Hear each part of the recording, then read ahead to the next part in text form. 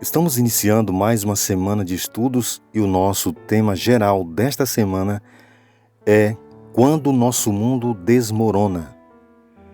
Queridos amigos, quando o seu mundo desmorona, o que é que você faz? O que é que você imagina? Em que você se agarra? Em quem você confia quando tudo parece ruir ao nosso redor ou em nossa cabeça? Nós vamos tirar uma grande lição desta semana da vida do profeta Isaías e do rei Acaz. E como verso para memorizar, nós temos Isaías 7, verso 9, onde lemos: Se você não ficar firme na fé, ou se vocês não ficarem firmes na fé, com certeza não resistirão.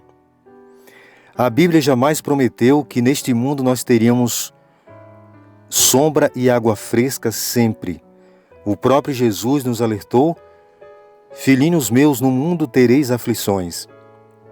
E ele disse: tende bom ânimo. E quando o mundo desmorona ao nosso redor, será que nós conseguimos entender que algo errado pode estar acontecendo com a nossa vida espiritual? Será que nós conseguimos entender que pode ser que o erro esteja em nossas decisões? Por isso o mundo está desmoronando? Tem pessoas que preferem colocar a culpa nos outros, a culpa de suas próprias decisões, da colheita que ele faz, daquilo que ele plantou. Mas quando o seu mundo em particular desmorona, em quem você confia? A Bíblia mostra a história do rei Acaz e do profeta Isaías. Mas nós queremos ler para vocês aqui uma ilustração. Beethoven era um pequeno cachorro, um cachorro do vizinho. Também havia escapado do seu quintal e estava próximo de um açude, com Daisy na boca. Daisy era uma bela galinha poedeira com penas brancas e macias. Kaune resgatou Daisy da boca de Beethoven, mas já era tarde demais. Seu precioso animal de estimação, agora com o pescoço mutilado, logo morreu em seus braços. Ela se sentou no quintal, segurando a ave morta, e chorou muito. Um outro animal de estimação ficou profundamente perturbado com aquela cena. Era um patinho branco, chamado Valtsor.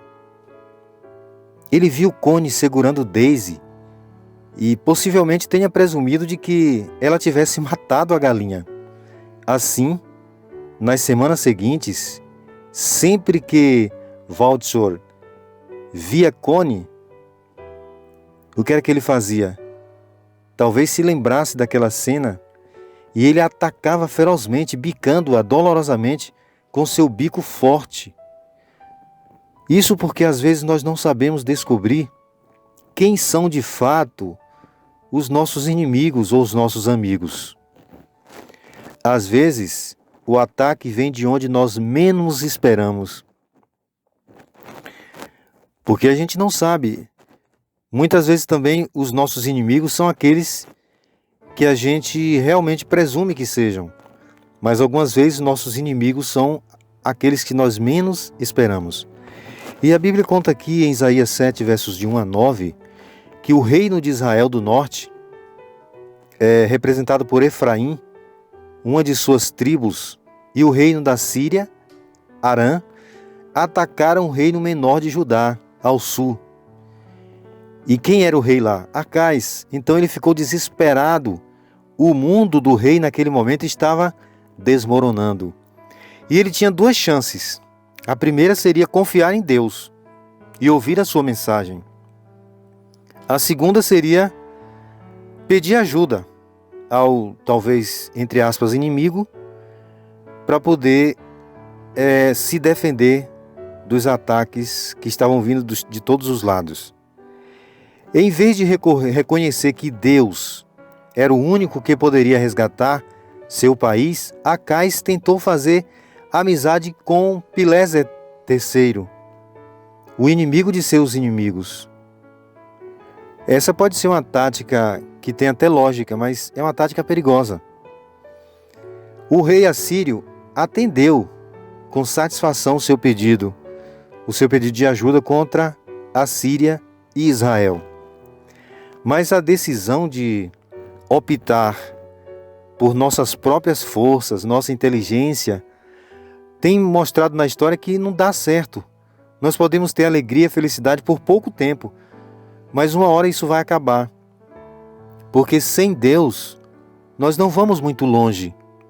Sem Deus, é impossível termos a vitória.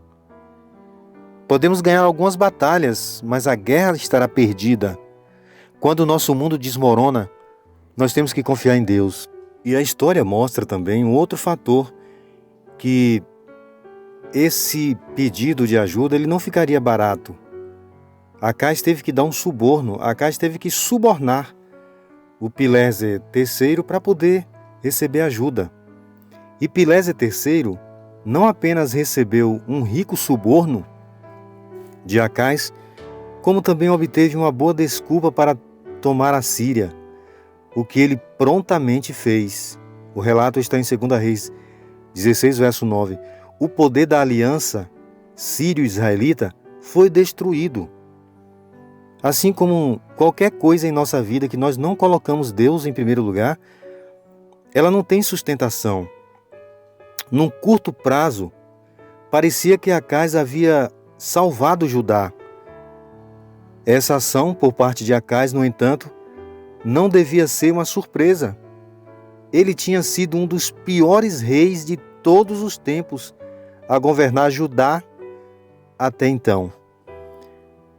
Qualquer pessoa que paude sua vida sem Deus, recusando suas mensagens, provavelmente ela vai ter problemas. E por conta disso tudo, houve uma tentativa de interceptação. Deus usa de misericórdia quando nós erramos. Quando nós abandonamos a Deus, Ele não nos abandona, mas Ele faz tudo para nos trazer de volta. E Acais deve ter ficado surpreso quando Isaías, o profeta Isaías, enviado por Deus, o cumprimentou e apresentou seu filho. Só que a surpresa foi o estranho nome do filho de Isaías. Um resto volverá. E Acais deve ter pensado, mas um resto de quê? Volverá o quê? Visto que o pai do garoto era profeta, o nome soava como uma fatídica mensagem acerca do cativeiro. Ou poderia ser que a mensagem se tratasse do retorno do povo arrependido a Deus. O verbo volver também tem o significado de arrependimento. E arrependimento era a coisa mais propícia na vida de Acais naquele momento. Algumas vezes nós temos muitos problemas, nós temos sérias decepções, mas nos recusamos de nos arrepender dos nossos erros. Muitas vezes por falta de humildade, de reconhecer que nós como seres humanos, nós não somos heróis, nós não somos exemplo em tudo, nós fracassamos. E reconhecer o erro é um verdadeiro tapa na cara de algumas pessoas, porque elas não têm humildade para reconhecer seu erro. Talvez o arrependimento seja a solução para a sua vida, e era na vida de Acais. A mensagem para Acais era: depende de você, rei, afaste-se dos pecados, ou então vá ao cativeiro, do qual um remanescente retornará. A decisão é sua, e a decisão sempre realmente é nossa. Ninguém vai se arrepender por você. A decisão sempre será sua. O risco era surpreendentemente alto. Por isso, o Senhor enviou Isaías para interceptar o rei Acais. Aparentemente, enquanto ele estava inspecionando o aqueduto de Jerusalém em preparação para o cerco. E Isaías foi lá exatamente para quê? Foi a fim de convencê-lo a não entrar em contato com o líder assírio. Deus deu uma chance para Acais, mas Acais foi imprudente e muitas vezes o Senhor Deus, Ele nos dá uma outra chance. Várias chances. Quantas vezes você já caiu e percebeu que a mão de Deus está estendida para você? Deus é o Deus da segunda chance. Segunda aqui não em sentido ordinal, mas segunda aqui no sentido de Deus está sempre dando uma outra oportunidade para mim e para você. O relato está em Isaías 7, versos de 10 a 13. E diz o seguinte: à primeira vista, a resposta de Acaz parece piedosa e respeitosa. Ele não tentou a Deus como os israelitas haviam feito séculos antes, durante sua peregrinação pelo deserto. Mas a diferença foi que Deus pediu ao rei que o provasse.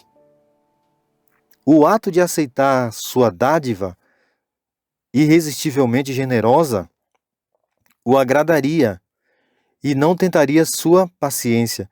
Mas Acaz nem sequer estava disposto a permitir que Deus o ajudasse a crer. Qualquer que seja o nosso problema, qualquer que seja o tamanho da dificuldade que você esteja enfrentando, Deus é poderoso para nos socorrer. E muitas vezes nós deixamos de confiar em Deus e vamos procurar outras coisas. E o rei, o relato diz que ele fechou e trancou a porta do coração a fim de excluir a fé. Ele optou pelas suas próprias forças em detrimento da fé. Isaías destacou que quando Acaz se recusou a provar a Deus, aparentemente para evitar que Deus se fatigasse, Acaz, na verdade, fatigou o Senhor. Mas o aspecto mais preocupante é o fato de que, nesse verso, Isaías usou a expressão meu Deus, em contraste com Isaías 7,11, em que o profeta havia pedido ao rei que pedisse um sinal do Senhor, seu Deus. E uma pergunta que sempre nos intrigou é: quando é que você pode pedir um sinal a Deus? Eu, por exemplo, em toda a minha vida de cristão, eu não lembro que eu já pedi um sinal a Deus e esse sinal foi claramente atendido. Na Bíblia, poucas histórias de homens consagrados ao Senhor, profetas, que pediram sinal a Deus. Mas houve então um pedido de sinal. E o sinal foi o quê? Isaías 7,14 diz o seguinte: que o próprio Deus também, Ele envia sinais. A oferta de um sinal embaixo, nas profundezas, ou em cima nas alturas, não persuadiu Acaz. Por isso, quando Deus declarou que Ele mesmo apresentaria um sinal, nossa expectativa é que esse sinal tivesse dimensões impressionantes. Isaías 55:9. O sinal vindo de Deus. Jesus é identificado como Emanuel, nascido miraculosamente de uma virgem solteira, mas comprometida. Ele é o Filho divino. Isaías 9,6, Mateus 3,17, o rebento e a raiz de Jessé. Talvez um Emanuel anterior, cujo desenvolvimento provasse a Acaz a pontualidade da profecia, servisse como precursor de Cristo. Vindo, porém, à plenitude do tempo, o que foi que Deus fez? Deus enviou seu Filho, nascido de mulher, para nos dar a sua presença. E Jesus Cristo é Emanuel, Deus entre nós. E às vezes nós não sabemos a dimensão disso. Deus conosco. Isaías 7, verso 14. E não há garantia nem conforto mais poderoso. Deus não prometeu que o seu povo não teria dores e dificuldades. Mas Ele prometeu estar com ele. E Jesus Cristo mesmo disse: no mundo tereis aflições, tende bom ânimo, estarei convosco todos os dias. Ainda que eu ande pelo vale da sombra da morte, não temerei mal nenhum, porque tu estás comigo, diz a Bíblia. O teu bordão e o teu cajado me consolam. Estas são as promessas de Deus para nós. Mesmo quando o Senhor não aparecia em forma física na terra, Ele passeava pelas experiências de seu povo com eles. Onde estava o Senhor quando a multidão condenou Estevão e o apedrejou? Nós podemos pensar, num momento como este, onde estava Jesus, o Deus conosco? Ele estava em pé à destra de Deus, mas quando Jesus subiu ao céu, assentou-se à direita da majestade nas alturas. Hebreus 1:3. E por que ele se levantou quando Estevão estava em apuros, prestes a ser apedrejado até a morte? Como disse o pastor Morris Venden em seu livro, Jesus não ficaria sentado. Jesus jamais ficaria sentado. Deus conhece nossos problemas, nossas inquietações, e quando nós falamos com Ele, o céu se move por um pecador, qualquer que seja. Esse é o nosso Deus. E é por isso que quando o nosso mundo desmorona, nós temos que confiar em Deus, mesmo que tenhamos várias opções. A primeira deve ser a confiança em Deus. E como teria sido bom para o rei de Judá, ou para o reino de Judá, se Acais tivesse recebido essa mensagem como vinda do céu. No entanto, escolhendo apoiar-se no poder humano, buscou a ajuda de pagãos. Em desespero, ele enviou uma mensagem a Pileser III, rei da Síria, dizendo o seguinte: eu sou seu servo e seu filho. Venha me livrar do poder do rei da Síria e do poder do rei de Israel, que se levantam contra mim. 2 Reis 16:7. Esse foi o pedido de socorro de Acais. É um pedido correto, só que feito à pessoa errada. Ele deveria pedir a Deus e confiar no poder do Senhor e jamais confiar nas mãos humanas. O pedido foi acompanhado de um valioso presente tirado do tesouro do rei e das reservas do templo. Ainda rolou uma espécie de propina, porque muitas vezes quando nós cometemos um erro, esse nosso erro puxa outros erros. Às vezes é uma mentira que para você sustentar, você tem que mentir mais vezes. E a lição dessa semana nos convida a, quando nosso mundo desmoronar, confiarmos em Deus. Quantos minutos? 17.